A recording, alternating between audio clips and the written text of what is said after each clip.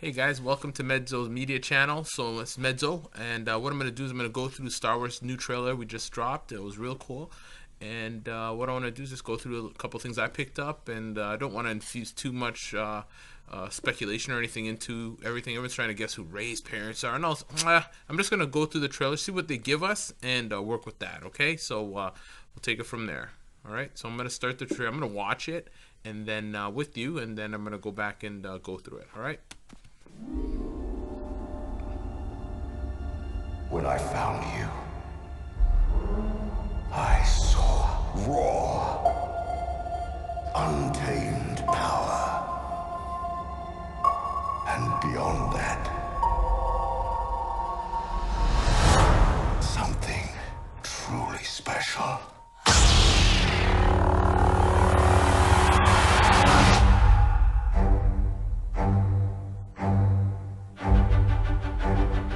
Something inside me has always been there. But now it's awake. And I need help.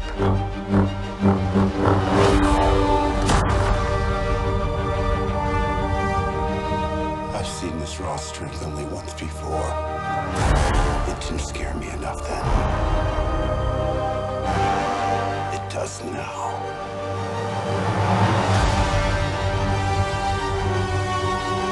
Let the past die.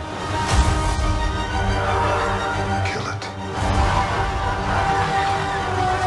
If you have to. That's the only way to become what you were meant to be.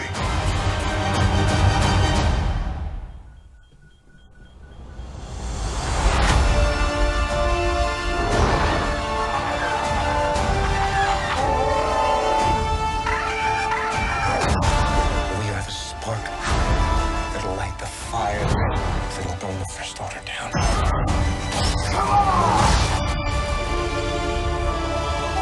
This is not going to go the way you think. Fulfill your destiny. I need someone to show me my place in all this.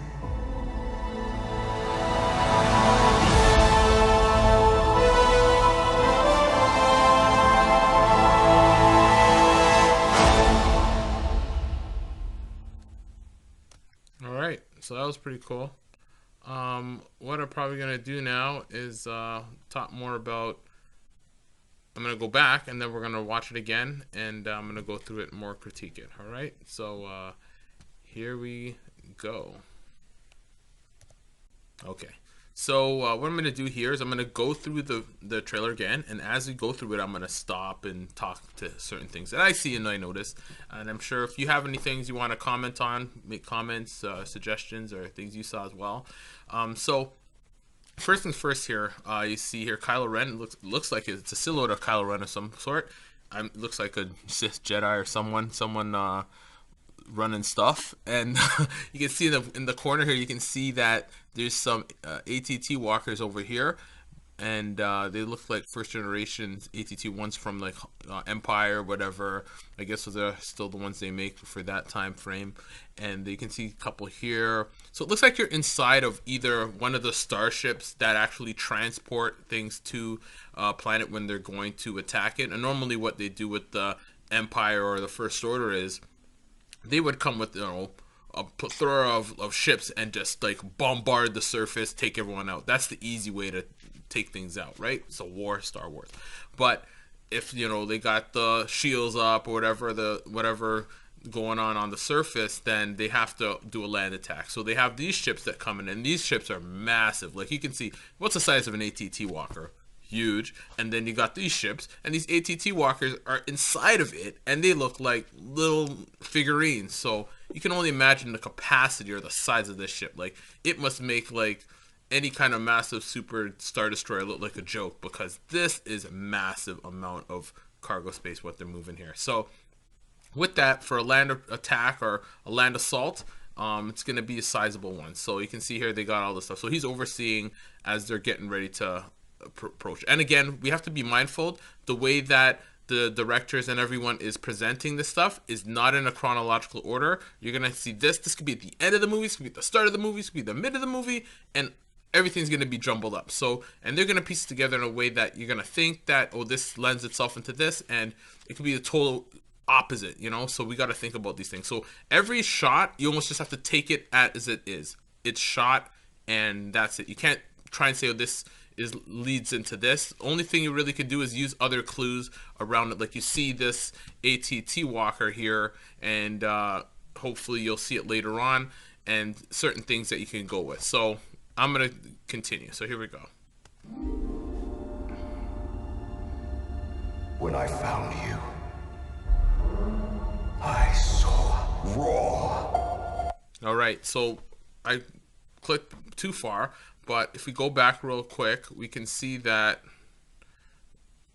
these walkers here are different from the other walkers. The walkers before didn't have these hand-looking things. You see these hands in this big shielding in the front, almost like a gorilla kind of deal. Even the frontal part, the head looks different. Looks like it even has guns, unless they're lined up differently. It looks like it has a gun on the top too. So before the ATT walkers, it had the guns here on the mouth part of the head where the driver would sit. Now it looks like they put a couple more on the top, and even the shoulder top looks a little bit more built up. Like there's another turret here that maybe has a special cannon or something for forward shooting. And then you don't really see it at first, but you see one of the new generation ones, this one, this one, this one. But then if you look beside it here and here, you'll actually see one of the other ATT walkers. You can see they're smaller. They're about maybe, I wouldn't say half, but to a third smaller than this generation. And you can see the front foot on this guy's different from this guy. So I don't know what these hands are for. They must be some function, or they wouldn't have made them. Maybe they can climb or do something else. They get to some kind of terrain that's not advantageous and they can go over it, whereas these guys, they have to land on like flat surfaces because of the feet. These things are probably improvements. So cool. And we get to see Kylo Ren's ship right here humming along. So this is an attack of some sort. Don't know where, don't know why, don't know when. So let's check it out. Untamed power. All right, you can see here. All right, so they busted through the place. It looks like they are marching through, and they're marching through a place. Looks like they just finished blasting through. You can see all the lines in the ground, like it's laser beamed through, and it might lend itself to the previous scene where they were doing an attack and then they came through and they busted through. So that makes sense. And beyond that, more Kylo Ren shots. something truly special. Right, so we have Rey here. She has a lightsaber. The way the last episode ended, or last movie, she met up with Luke, she found him, and she brought his sword to him. This is the sword that was initially Anakin's sword way back when, and then it got lost after, I think, Obi-Wan grabbed it, and then he brought it to Tatooine with him when he handed Luke off to his uncle and stuff. And you can see this sword won't die. It's like Excalibur. This keeps on coming back. So Rey has it, and the sword has now found Luke again. So, and I guess with him bringing, he was hiding out on this island, or this planet, which was one of the original Jedi temples when the religion started. You can see here that he doesn't have a lot of lightsabers. He was probably there meditating and wasn't really getting into the whole lightsaber thing. And with that, she brings a lightsaber, so it's probably the only lightsaber they got. So I guess he gave it to her to use as she tries to train and control her or control her raw force that she has at her disposal. Because here we can tell Rey's just now getting into learning herself, and we saw that when at the end of Force Awakens, how she wasn't really. It was a toss up initially. Was it Finn? Was it Rey? Was it Finn? Was it Rey? And then we gradually saw that it was Rey was the actual Force sensitive person, and had a raw attachment to the Force. So this is an island. Inside me has always been there. But now it's awake. All right, so you can see what just happened there. Rey was giving a lightsaber, and that was looked like scenes from the previous movie from Force Awakens. And then you can see now Rey's probably inside that cavernous part of this island. It's one island, I don't know, or maybe where Luke is staying at, because there's no way he's staying on the outside. It didn't look like there was any structures of some sort, so maybe he's like a hermit and he just goes into underground, and he probably has a setup like Yoda. You know, he's got his kitchen and all this other stuff. So you know, we don't see that yet, but he's probably gonna go off of the Yoda playbook and just you know, hermit it out type of deal. And I need help. Right, so you see here she's practicing her swordsmanship. You can see here, I'm gonna just bring it back a little. You can see here to the right, there's he's overseeing her training as the master over the apprentice, and not necessarily testing her out, but letting her express her power with the Force and with the lightsaber. So that's pretty cool. That's a pretty cool scene. I like the silhouette. It's really nice. I need help.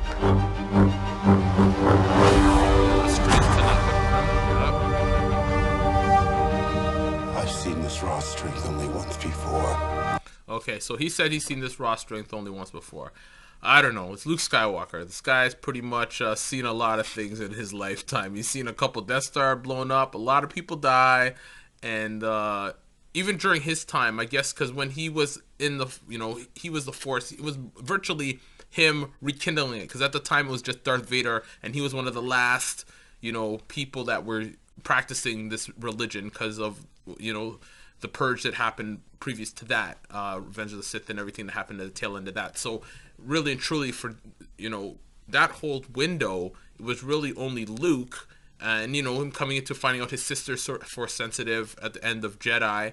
But within that window, and the window leading up to, you know, him trying to start the new Jedi Order and the new Jedi Temple and all those things, with that, you can see that there's not a lot of Jedi that he's been encountering. But if he was, you know, if he grew up, you know, 30 years previous, when it, you know, the height of the Jedi Order, he'd probably know way more Jedis that were stronger than what he's encountering raw Force wise. So with that, you can see that he's kind of speaking the truth, but he's speaking more to Kylo, saying, okay, Kylo's probably the raw talent that I see. He was trying to groom him into a Jedi, and then he got, you know, pulled into the dark side kind of thing and lost control of his training on the light side of things. It didn't scare me enough then. So you can see they keep going back to this. They've been showing this, the flashbacks. So even in the previous Force Awakens, when the lightsaber was first grabbed by Finn, or was it Finn? Yeah, it was Finn.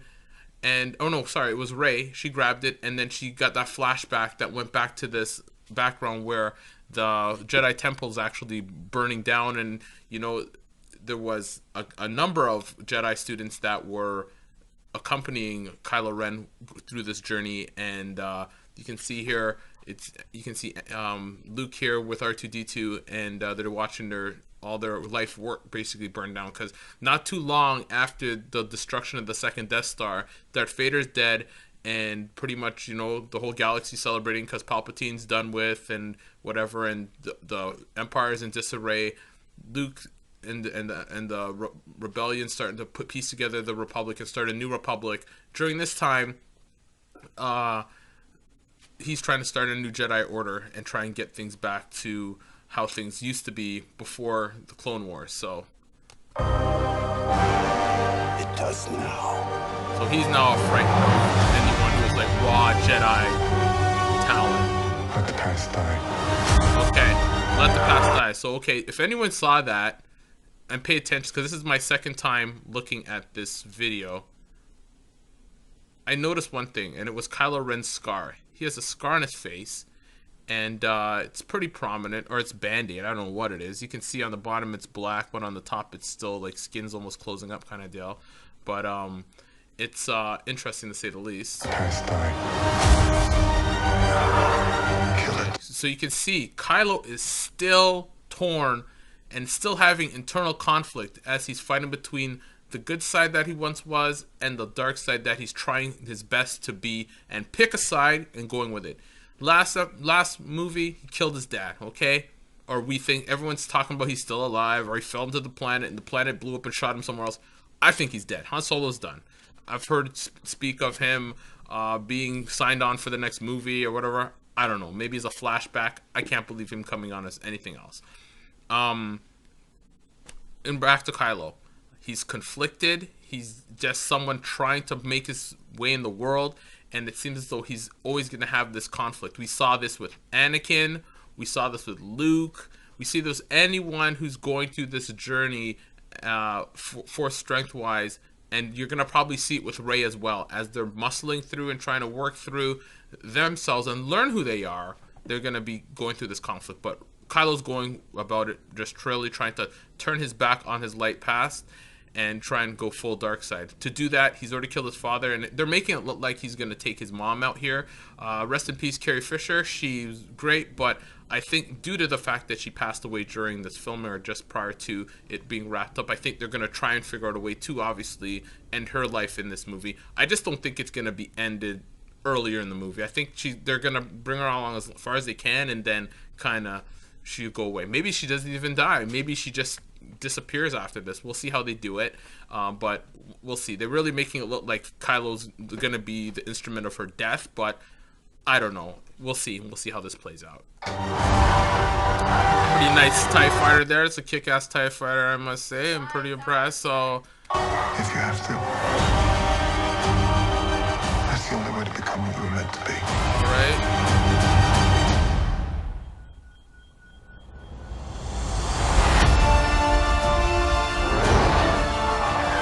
There we go. We got the Millennium Falcon coming through again. Always those beautiful shots of the Millennium Falcon just gunning through the tightest of squeezes, and you're just like, how does a ship that big squeeze through, these tight situations and bust through and doesn't get destroyed? It only takes me back to like Jedi when the Empire's cutting through the Death Star, and the only thing it loses is its deflector shield dish on the top, and that was the closest I've ever seen it ever take a hit. But no one's ever crashed this thing yet, so continue the streak. Here's a little touch. All right, so there's Chewbacca, and there's this new animal or new craze for this episode. I know George Lucas, he always had this formula where he always had like some kind of comedy relief or some kind of character that kind of lightened the mood. And I think this is what they're going with again. They're kind of sticking to that formula.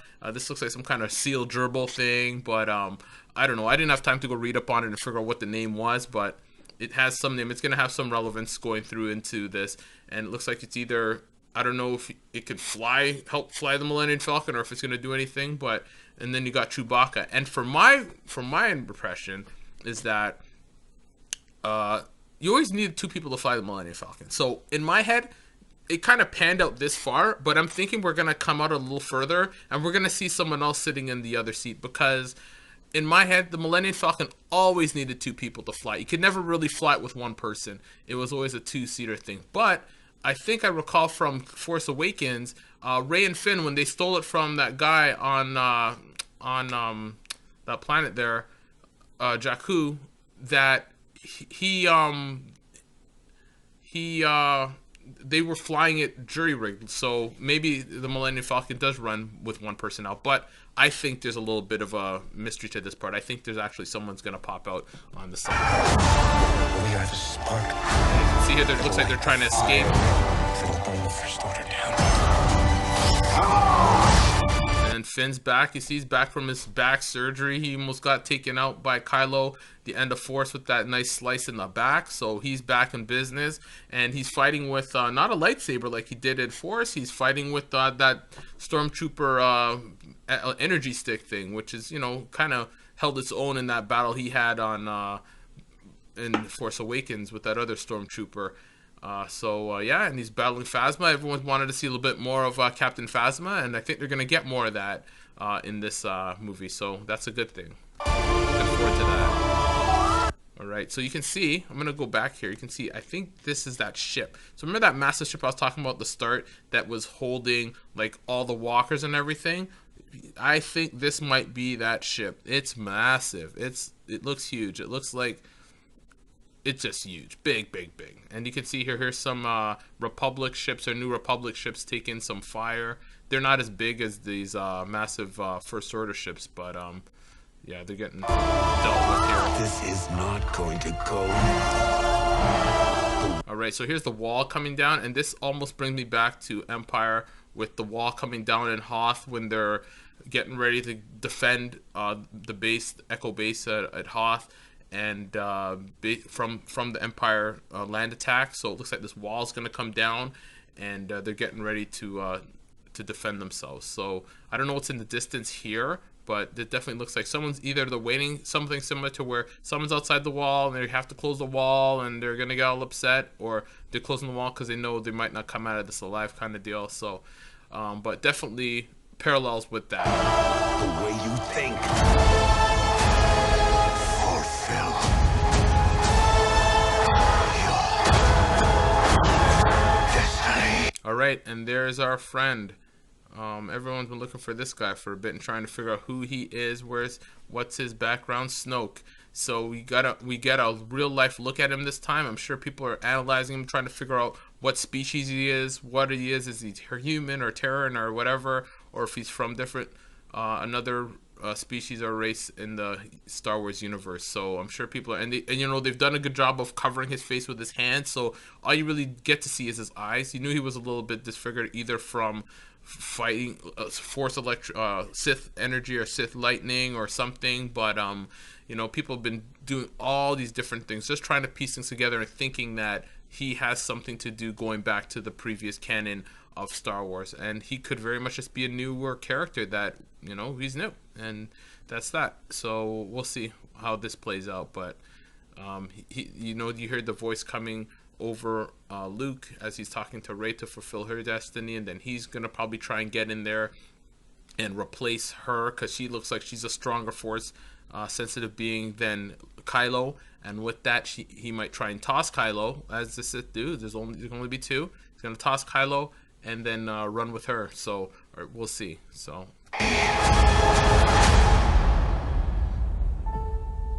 I need someone to show me my place in all this.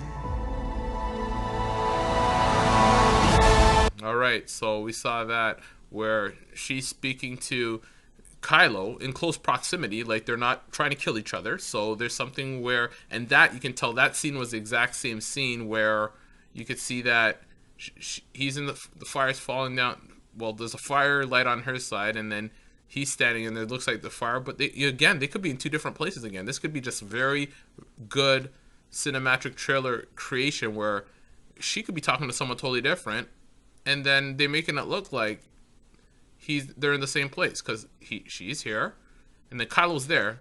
A light's on him, but it's not the same light. You know, like this is a sunlight, sorta. That's a firelight, and this is fire falling. You can see he's like on fire, but he puts his hand out. So maybe he's putting his hand out to someone else. Like, we don't know.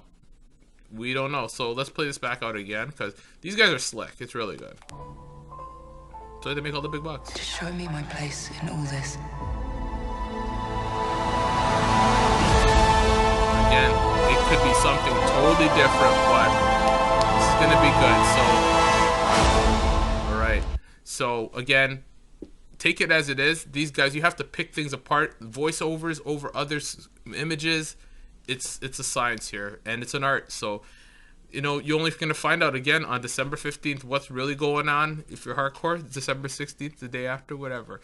But bottom line, it's going to be a good movie. We're looking forward to it. I'm thinking it's going to be something paralleled with Empire or Clones, where, you know, the bad guys are going to really get a boost and they're going to really do some damage to the good guys. So, you know, hold tight, and I hope everything works out. And again, I'm just looking forward to this stuff to keep going and going and going because I love this stuff. All right.